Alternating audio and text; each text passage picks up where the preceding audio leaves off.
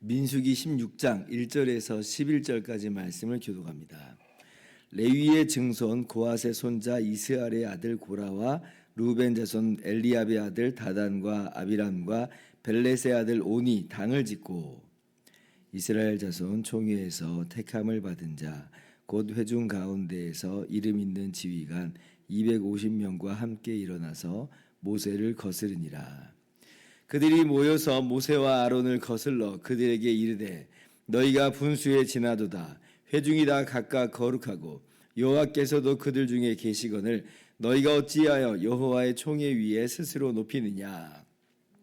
모세가 듣고 엎드렸다가 고라와 그의 모든 무리에게 말하여 이르되 아침에 여호와께서 자기에게 속한 자가 누구인지 거룩한 자가 누구인지 보이시고 그 사람을 자기에게 가까이 나오게 하시되 곧 그가 택하신 자를 자기에게 가까이 나오게 하시리니 이렇게 하라. 너 고라와 내 모든 무리는 향로를 가져다가 내일 여호와 앞에서 그 향로에 불을 담고 그 위에 향을 두라. 그때에 여호와께서 택하신 자는 거룩하게 되리라. 레위 자손들아 너희가 너무 분수에 지나치느니라. 모세가 또 고라에게 이르되 너희 레위 자손들아 들으라. 이스라엘의 하나님이 이스라엘 회중에서 너희를 구별하여 자기에게 가까이 하게 하사 여호와의 성막에서 봉사하게 하시며 회중 앞에 서서 그들을 대신하여 섬기게 하심이 너희에게 작은 일이겠느냐. 하나님이 너와 내 모든 형제 레위 자손으로 너와 함께 가까이 오게 하셨거늘 너희가 오히려 제사장의 직분을 구하느냐. 같이요. 이를 위하여 너와 너의 무리가 다 모여서 여호와를 거스르는도다. 아론이 어떠한 사람이기에 너희가 그를 원망하느냐. 아멘. 할렐루야. 하나님의 크신 은혜와 평강이 오늘도 변함없이 여러분 가운데 가득 넘치기를 주님의 이름으로 축원합니다.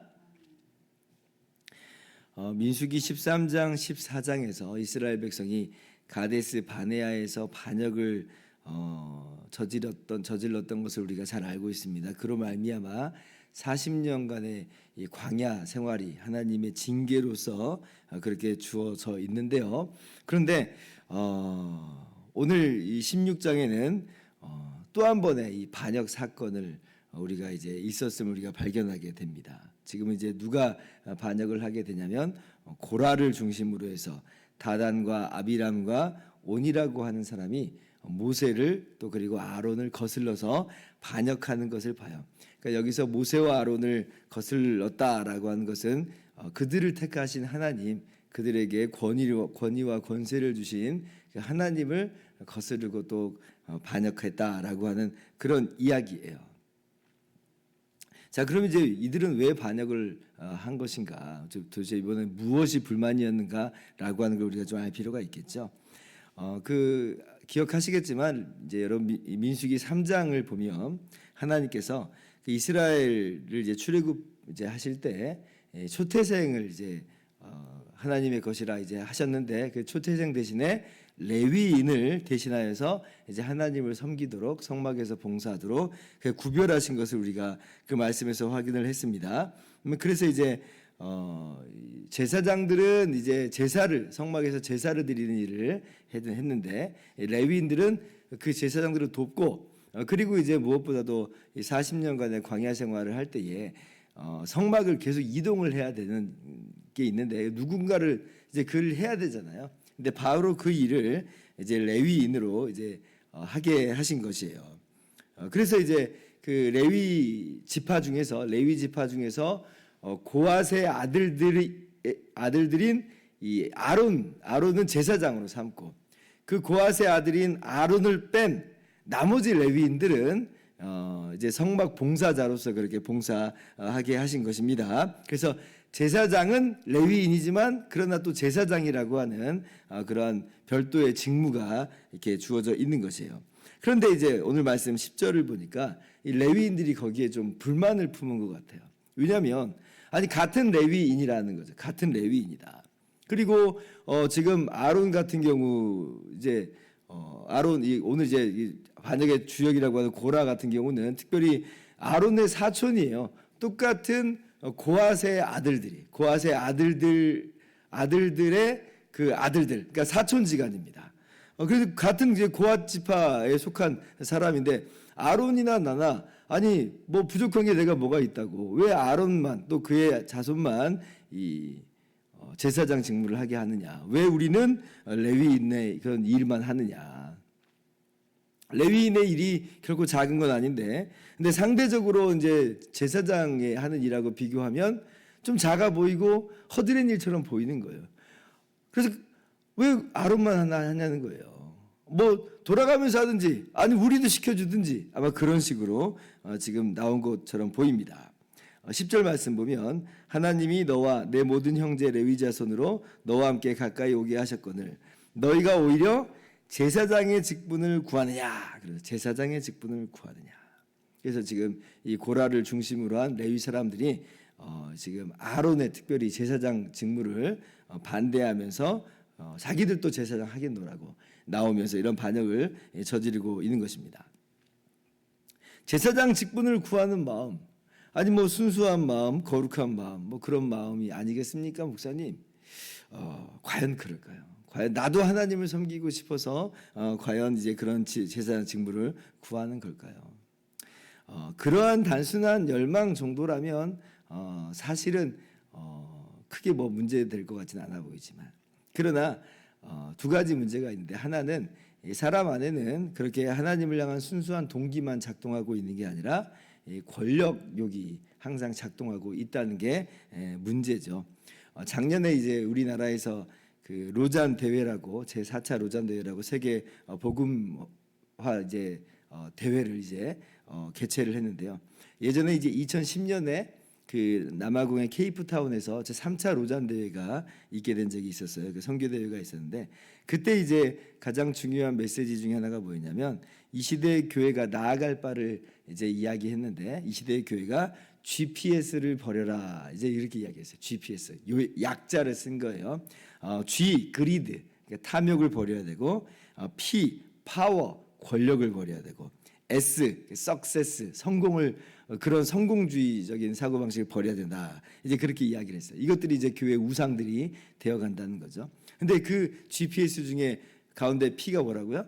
파워, 권력을 버려라. 권력욕에 집착하는 거예요. 더 높아지고 싶고, 더 우월해지고 싶고, 더 인정받고 싶고, 더 드러나고 싶고, 이런 것들이 있어요. 하나님을 향한 순수한 마음만이 아니라 사람에게 인정받고 싶은 마음, 내가 뭔가 좀 우쭐해지고 싶어하는 그런 마음이 사실은 근본적으로 있다. 굉장히 사람의 마음을 흔들어 놓는 그러한 욕망 중에 하나가 권력욕입니다.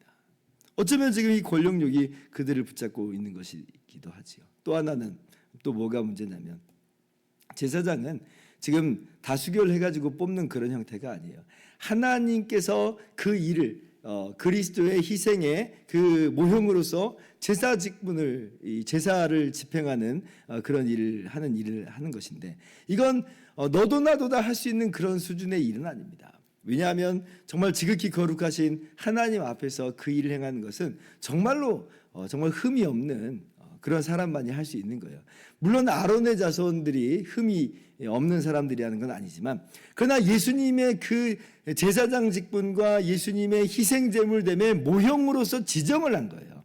그러니까 하나님이 이렇게 지정하신 그런 일에 있어서 너도 나도 그냥 다 할 수 있는 것처럼 덤벼드는 것은 그것은 자기들이 하나님께 설 수 있는 자격이 있는 것인 것 마냥 오해를 하고 있는 거예요. 그렇지 않고 이것은 하나님 앞에 아무도 설 수 없는 것인데 하나님이 그만을 지정하는 건데 아니 저 사람이나 나나 무슨 차이가 있다고 라고 하면서 어떤 자기의 자격, 자기의 조건을 지금 내세우고 있다. 하나님 앞에 설 수 있는 근본적인 이 의의를 모르는 거예요. 사람은 하나님 앞에 설 수 없다 그랬잖아요. 모든 사람이 죄를 범하였음에 하나님의 영광에 이르지 못하더니 어저께 제가 그 말씀도 함께 나눴잖아요. 우리가 하나님 앞에 설 수 있다. 우리가 하나님께 나가서 봉사할 수 있다. 근본적으로 불가능해요. 오직 우리는 주님의 십자가 의로만, 그 공로로만 하나님 앞에 설 수가 있는 겁니다. 근데 이제 이 고라와 레위인들은 그런 거 다 없는 거예요. 권력욕에 물들었죠. 그래서 자기들이 할 수 있는 자격이 있는 것처럼, 자기들은 자격이 구비된 존재인 것처럼 잘못 착각을 하게 된 것입니다. 그러니까 이제 제사장 직무를 구하는 그런 모습으로 지금 나아가고 있다라고 하는 것이고, 바로 그 부분에 대해서 또 하나님께서는 이 모세를 통해서 그들을 더 강하게 또 책망하시고 또 징계하시는 모습을 우리가 이어지는 사건 속에서 볼 수가 있습니다. 그래서 오늘 이 말씀을 보면서 우리가 우리의 삶을 좀 돌아보고 좀 적용을 했으면 좋겠어요. 혹시나 우리 안에 이 고라와 같은 이렇게 제사장의 직분을 구하는 이런 이 레위인들과도 같은 그런 마음이 우리 마음 가운데 있지는 않는가 돌아보는 거죠. 그러면서 첫 번째는 먼저 내가 받은 은혜에 감사하자라고 하는 마음을 다시 한번 품기를 바랍니다. 우리가 다른 사람들에게 인정받고 싶고 칭찬받고 싶고 높아지고 싶은 그런 마음이 있는데, 근데 그런 마음보다도 근본적으로 나는 사실 죄인이었는데 이 죄인을 구원해 주신 하나님의 은혜가, 하나님의 사랑이 얼마나 크고도 놀라운가. 내가 아무것도 아니라 할지라도 나는 내게 주신 은혜만으로 충분히 기뻐한다, 충분히 만족한다, 충분히 감사한다 라고 하는 그러한 모습을 우리가 가져야 될 것이에요. 아까 우리가 찬송가 305장 나 같은 죄인 살리신, 우리가 그 찬양을 했는데요. 정말 그 찬양 명곡이고 잘 알려져 있는 노래인데, 우리가 그 배경을 좀 알고 있잖아요. 그 작사가가 존 뉴턴 목사님인데, 노예상인이었다가 하나님의 은혜로 극적으로 회심을 했고 나중에 목사가 돼서 그 사역을 감당한 분인데, 근데 그분의 고백이 뭐예요? 나 같은 죄인 살리신 주 은혜 놀라워. 그러니까 나 같은 죄인 살리신 것으로 그냥 감사한 거예요. 그러니까 오늘 우리 가운데 다시 한번 충만하게 마음 가운데 새겨야 되는 건 뭐냐면, 그저 나 같은 죄인 구원해 주신 그 은혜에 감사합니다 라고 나아가는 거죠.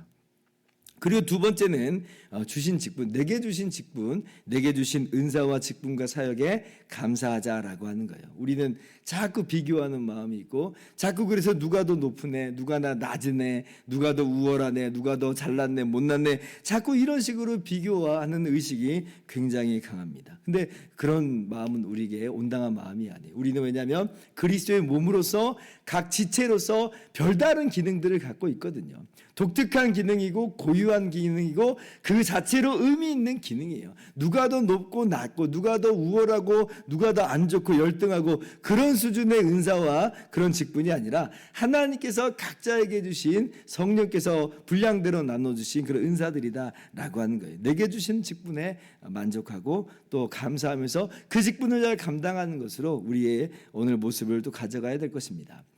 시편 말씀 보면 이런 말씀이 있어요. 악인의 장막에 사는 것보다 내 하나님의 성전 문지기로 있는 것이 좋사오니. 뭐 꼭 맞는 인용은 아닌데 그 뒷구절을 제가 말씀을 드리려고 하는 거예요. 내 하나님 성전 문지기로 있는 것이 좋사오니. 성전 문지기로 있는 거 이 레위인이 하는 일이거든요, 사실. 근데 그거 보잘것없는 그런 일처럼 보여요. 그러나 지금 이 시편 기자의 마음에 있는 건 뭐예요?